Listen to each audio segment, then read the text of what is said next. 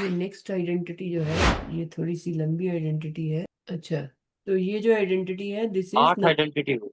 8 हो गई, तो ये 9th हो गई तुम्हारी है। X cube plus y cube plus z cube, ये 3 की आइडेंटिटी है। अभी हमने x cube plus y cube किया था, अब ये क्या है, x cube plus y cube plus z cube -3xyz, plus नहीं है minus carry, x cube plus y cube plus z cube -3xyz equal to x plus y plus z. ऊपर वाली आइडेंटिटी में एक्स प्लस वाई आया था ना, देखो इस वाली हम्म। आइडेंटिटी में एक्स प्लस वाई आया था, है ना। यस। जब ये 3 वाली है तो यहाँ पर क्या आ रहा है, x plus y plus z, 3 का सम आ रहा है। ठीक है, और अंदर जो है यहाँ पर एक्स स्क्वायर और वाई स्क्वायर आया था, यहाँ पर इसी तरह से एक्स स्क्वायर आएगा प्लस वाई स्क्वायर आएगा प्लस जेड स्क्वायर, तीनों का स्क्वायर। अब यहाँ पर 2 ही टर्म थी तो एक्स वाई आया था, अब यहाँ पर 3 टर्म्स है तो ये -xy -yz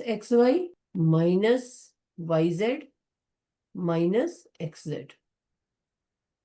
ठीक है, समझ आ गया कैसे याद करनी है। हम्म।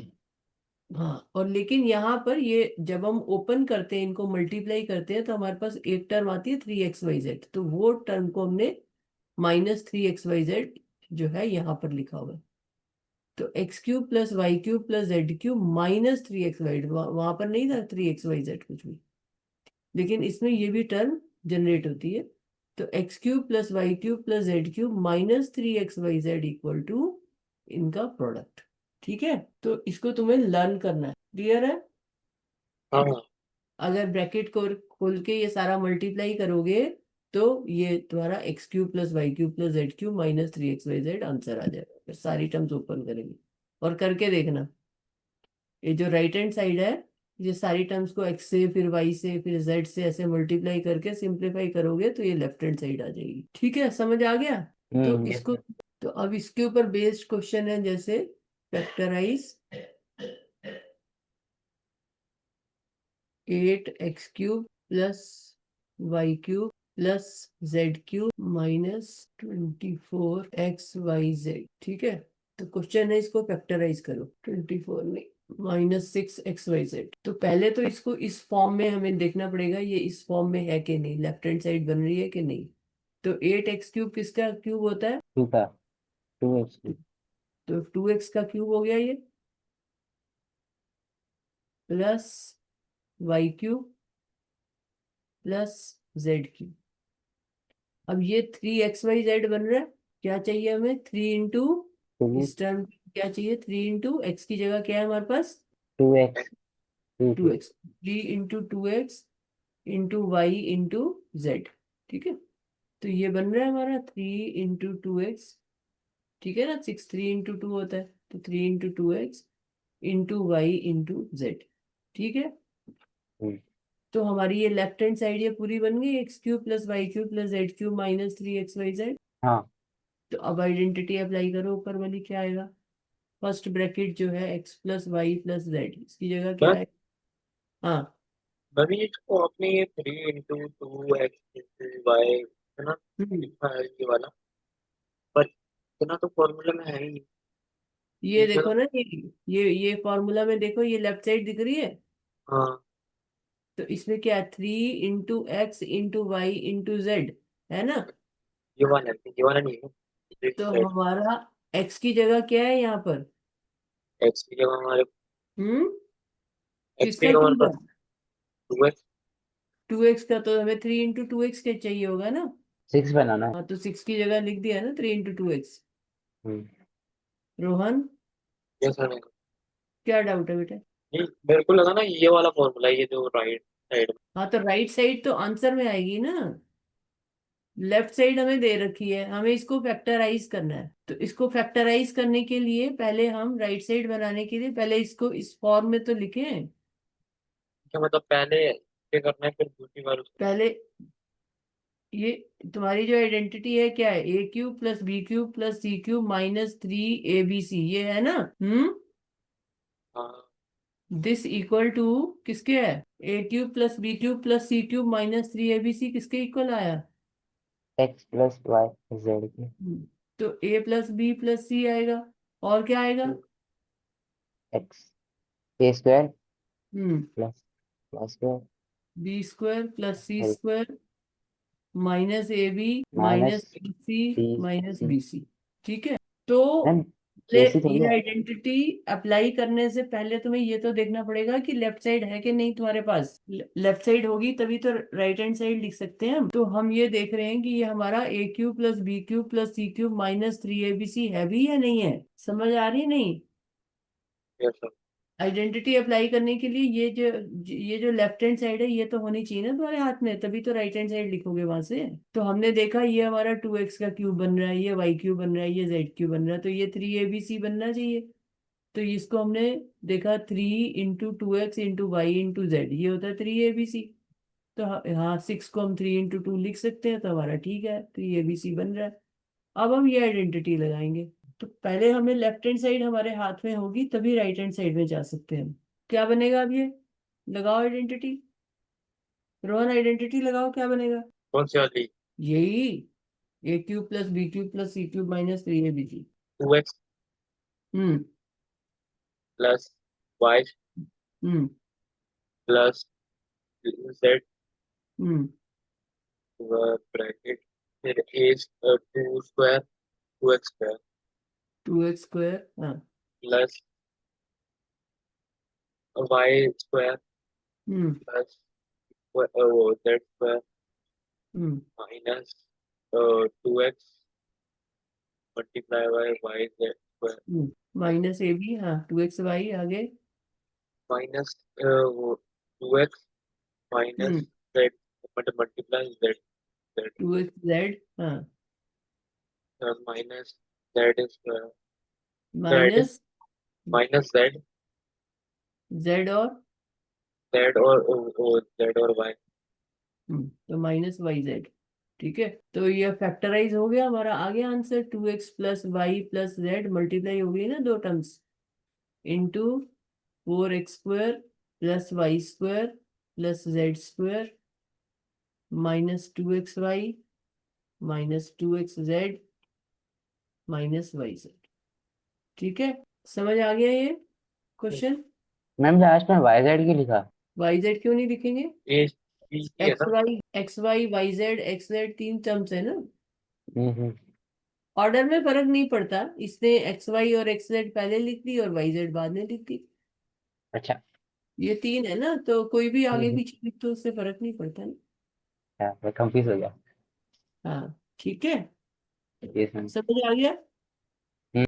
अब इसमें से एक जो आइडेंटिटी बहुत अच्छी निकल के आती है और बहुत इंपॉर्टेंट है, x cube plus y cube plus z cube minus 3xy z से, कि अगर हमारे पास कहीं पर भी x plus y plus z ये अगर हमारा जीरो हो जाए, अगर ये हमारा क्या हो जाए, जीरो हो जाए, तीन टर्म्स का सम, तो ये जो आइडेंटिटी ऊपर हमने लिखी है, x cube plus y cube plus z cube minus 3xy z, ये किसके इक्वल हो जाएगी? एक्स अगर प्लस तुम्हें y plus x plus y plus z अगर तुम्हें जीरो दे रखा है तो राइट हैंड साइड क्या बन जाएगी?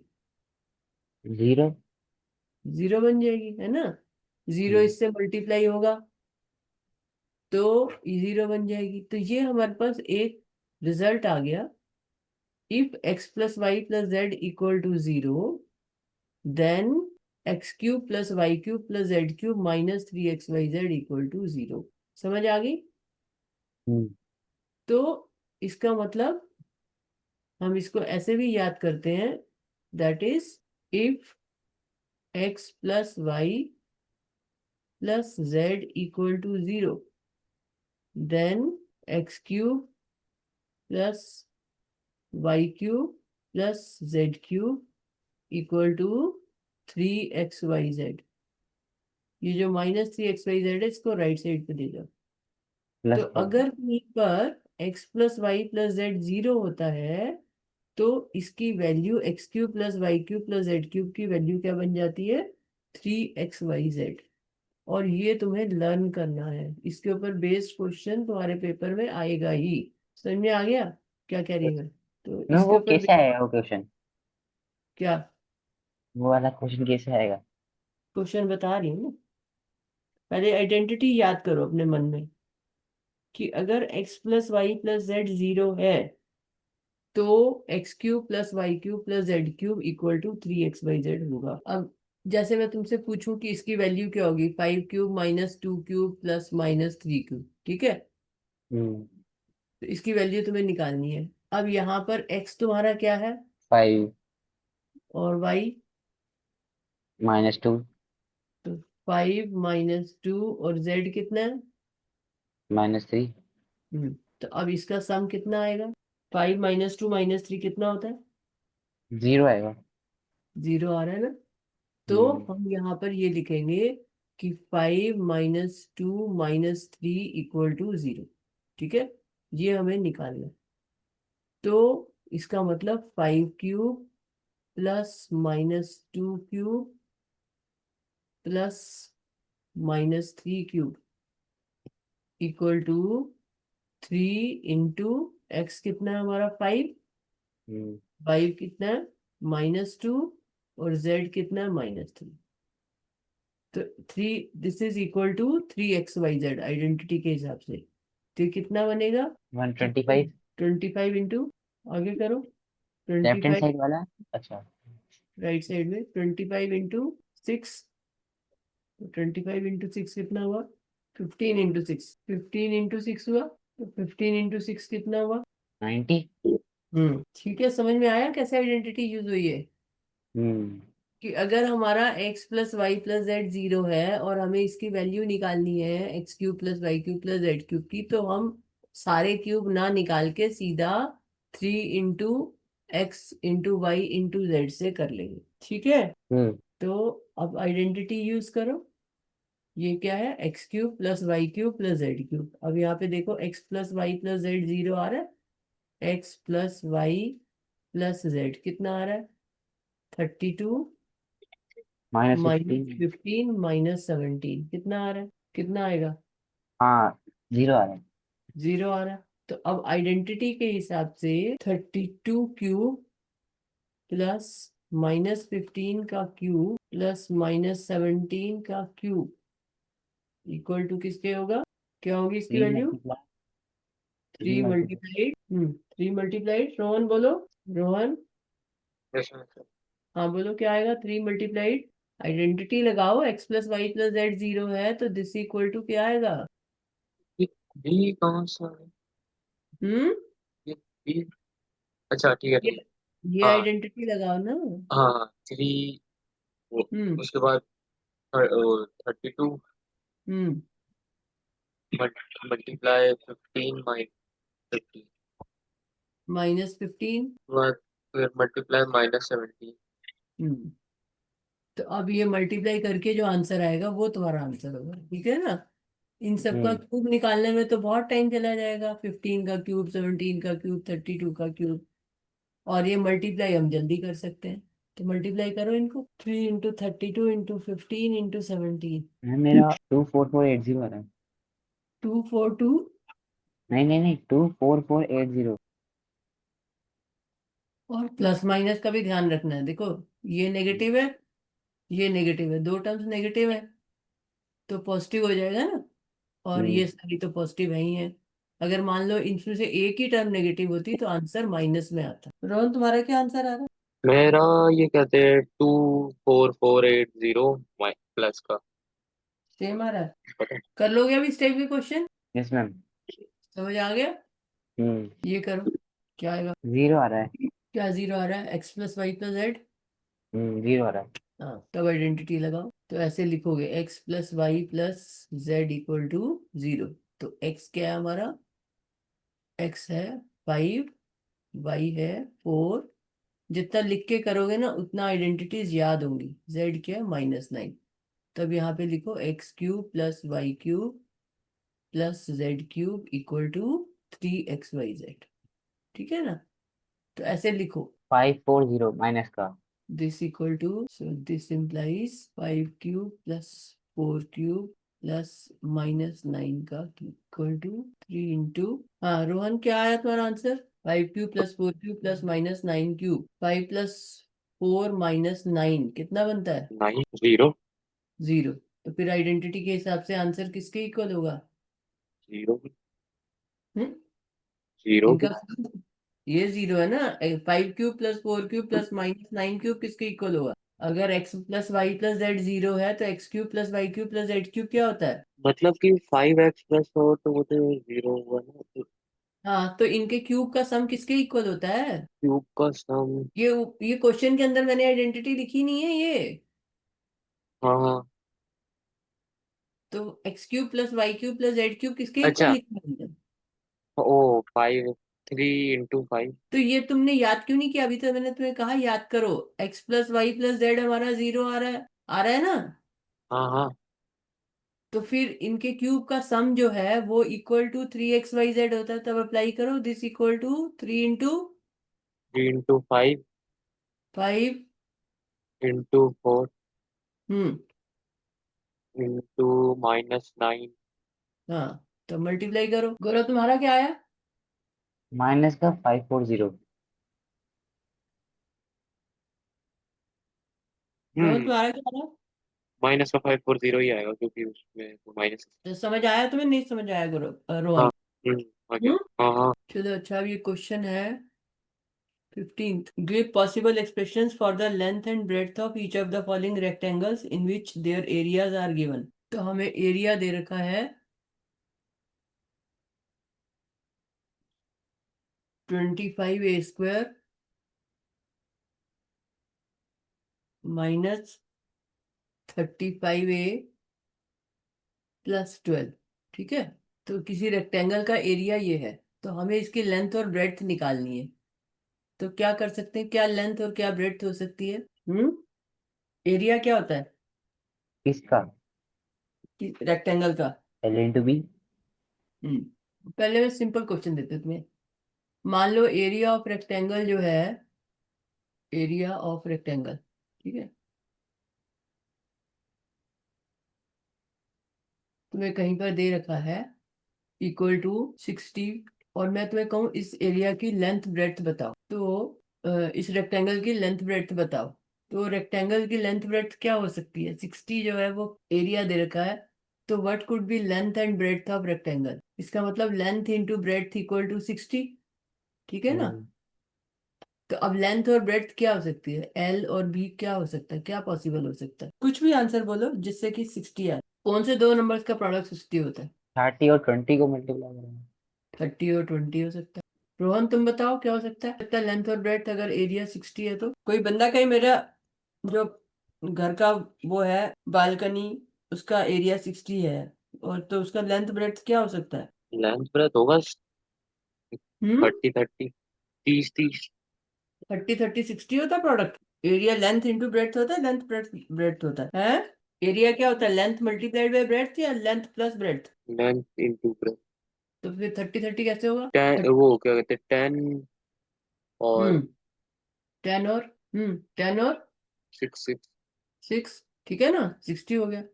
तो ऐसे बहुत सारी पॉसिबिलिटीज हो सकती हैं। हमें करना क्या है कि हमें 60 को मल्टीप्लीकेशन में लिखना है। तो 30 × 2 भी लिख सकते हैं। 60 को हम 10 × 6 भी लिख सकते हैं। और क्या लिख सकते हैं? 60 को 60 × 1 भी लिख सकते हैं ना। हम्म और क्या लिख सकते हैं? और और भी बहुत कुछ लिख सकते हैं ना। 15 × 4 भी लिख सकते हैं। तो इस तरह से लेंथ ब्रेड्थ जो है अलग अलग हो सकती है। तो ऐसे ही ये क्वेश्चन है कि एरिया ऑफ रेक्टेंगल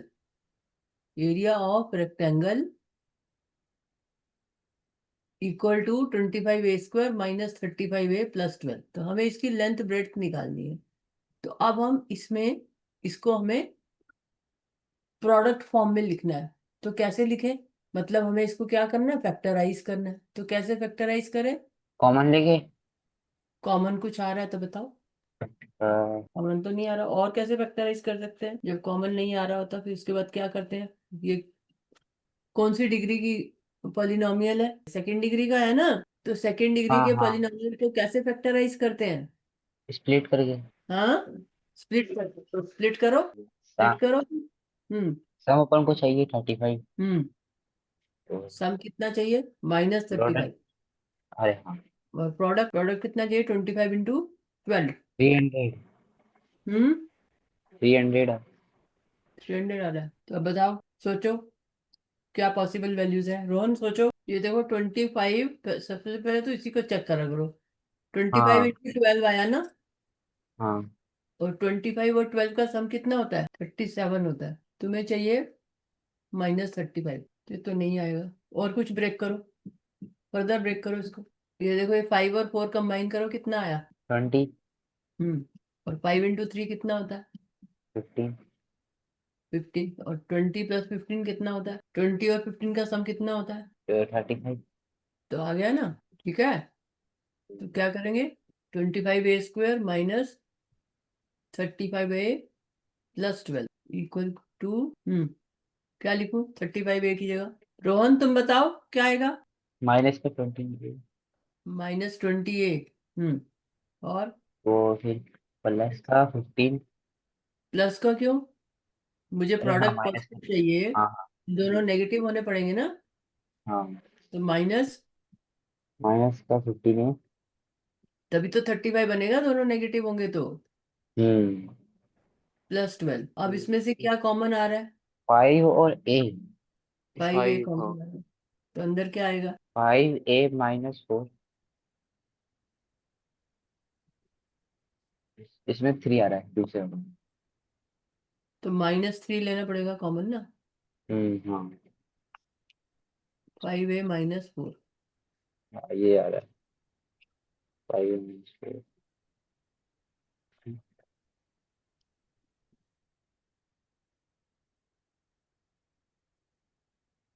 ठीक है, तो अब तुम लिख सकते हो लेंथ इक्वल टू,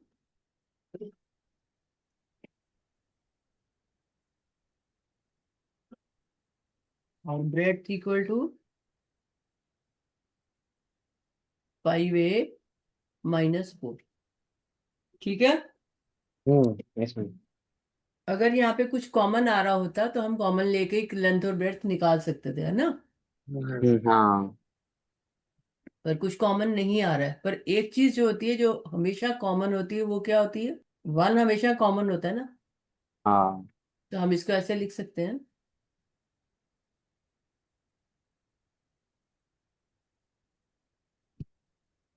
है ना। हम्म, कोई बच्चा कह सकता है लेंथ 1 है और ब्रेड्थ जो है 25a² माइनस 35a प्लस 12 है। ऐसे हो सकता है। भी 1 इंटू तो कुछ भी होता है, जैसे 60 इंटू 1 होता है। तो 1 और 60 हो गया, है ना। एक्चुअली यहाँ पर हमें यूनिट वगैरह नहीं दे रखी ना। अगर ए की कुछ यूनिट होगी तो नहीं हो सकेगा। मान लो ए कुछ सेंटीमीटर स्क्वायर है, ए मान लो 5 सेंटीमीटर है, तो नहीं होगा ना फिर। ए तो सेंटीमीटर स्क्वायर में सेंटीमीटर नहीं हो सकता। एक ए की तो वैल्यू ही होगी कुछ ना कुछ। हो सकता है, बच्चा चाहे तो लिख सकता है। 1 तो हमेशा ही कॉमन होता है ना।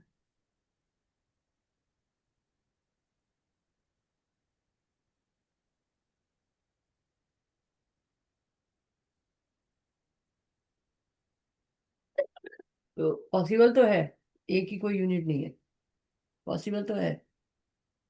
लेकिन जैसे मान लो ये होता 3a², मान लो इसी का सेकंड पार्ट में लिखूं। मान लो क्वेश्चन होता 3a² माइनस 6a, बस इतना होता। तो यहाँ पर हम 3a कॉमन ले सकते हैं, तो अंदर क्या आएगा? a-, तो अब ये लेंथ हो गई, ये ब्रेड्थ हो गई, है ना। तो जहाँ पे कॉमन ले सकते हैं वहां तो ठीक है, लेकिन जहाँ कॉमन नहीं कर ले सकते हैं वहां मिडिल मिडिल टर्म को स्प्लिट करके करना पड़ेगा। बट ये भी one of the answer possible है। अब ऐसे ही क्वेश्चन नंबर 16 है, what are the possible expressions for the dimensions of the cuboids. अब क्वेश्चन नंबर 16 में क्या वॉल्यूम दे रखा है, तो हमको क्यूबॉइड की डायमेंशन बतानी है। 3x² minus 12x। अब वॉल्यूम ऑफ द क्यूबॉइड क्या होता है? L into B into H। v equal हाँ, to l into b into h, ठीक है ना। तो इसका 3 का प्रोडक्ट बनाओ, देखो क्या कॉमन आ रहा है। क्या आ रहा है यहाँ पर? में तो है 3x ही आ रहा है। एक्स कॉमन है, अंदर क्या आएगा? x -4 तो लेंथ क्या होगी यहाँ पे, एल क्या ले सकते हैं, 3x। 3, 3 चाहिए ना हाँ हमें, लेंथ ब्रेड्थ हाइट। ब्रेड्थ क्या लेंगे, x एक्स, और हाइट क्या ले लेंगे, x -4। x-4। तो ये आ गया ना वॉल्यूम।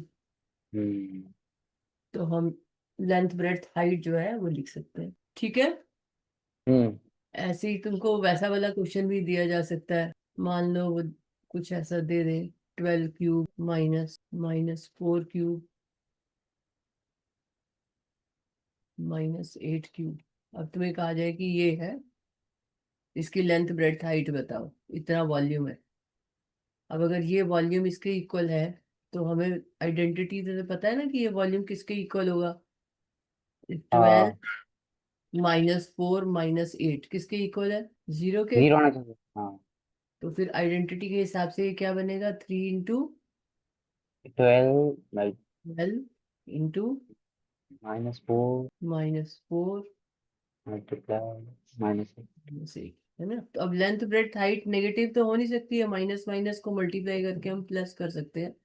तो 3 × 12 × 4 × 8, ये बन गया। अब यहाँ पर तुम इन दोनों को कंबाइन कर दो, क्योंकि तुम्हें तो तीन ही टर्म्स 3 चाहिए। चाहिए ना। 3 × 12 × 32 कर, तो हो आ गया। गया लेंथ ब्रेड्थ हाइट, है ना। हम्म तो ऐसा क्वेश्चन भी बनाया जा सकता है, क्वेश्चन कुछ किसी भी तरह का हो सकता है, ठीक है। तो अगर ऐसा कुछ हम्म, दे रखा है तो बिना कैलकुलेशन के हमने डायरेक्टली लिख दिया लेंथ 3। ये आइडेंटिटी बहुत काम की चीज है, ये याद रखनी है। लेंथ 3, ब्रेड्थ 12 और हाइट 32, क्योंकि हमारा बहुत सारा टाइम बच जाता है ना इस आइडेंटिटी में। हाँ तो जब भी a + b + c 0 आ रहा है, तो हमारा a³ + b³ + c³ किसके इक्वल होता है, क्या? a + b + c 0 होगा, तो a³ + b³ + c³ किसके इक्वल होगा। 3x5z के। हाँ, 3 XYZ या 3 ABC, ठीक है। मेरे को इसका फॉर्मूला क्या था, अगर मुझे नहीं समझ आया। तो अभी तो मैंने रिवाइज कराया है कि अगर ABC का सम 0 है, तो a³ + b³ + c³ किसके इक्वल होता है, a + b + c = 0। तो a³ + b³ + c³ किसके इक्वल होता है, 0 थे। 0 के थोड़ी होता है बेटा, 3 बार बता चुकी हूँ तुमको। अच्छा 3 × ये देखो, ये लिखा हुआ है, इसको याद करो। ये रेक्टेंगल में आइडेंटिटी लिखी है, हाँ हाँ, इसको याद करो, क्या लिखा हुआ है। x + y + z = 0, then hmm. x³ + hmm. y³ + z³ = हाँ 3xyz। हाँ, तब समझ में आई आइडेंटिटी नहीं। अगर ठीक। x y z का सम 0 है, तो x³ + y³ + z³ जो होता है वो 3 XYZ के इक्वल होता है, 0 नहीं होता वो, हाँ हाँ, ठीक है। इसको लर्न करो ठीक है ठीक। कि अगर 3 नंबर्स का सम 0 है, तो उनके क्यूब का सम जो है वो 3 × उनका प्रोडक्ट होता है। ऐसे कि सम ऑफ 3 नंबर्स इज 0, तो sum of their cubes is equal to 3 × product of the 3 numbers, o 3 times product of the 3 numbers. अब समझ में आया। यस। तो इस आइडेंटिटी को लर्न कर लो और ये एक्सरसाइज कंप्लीट कर लेना। कोई डाउट होगा तो नेक्स्ट टाइम, ठीक है। हम्म चलो, ओके देन।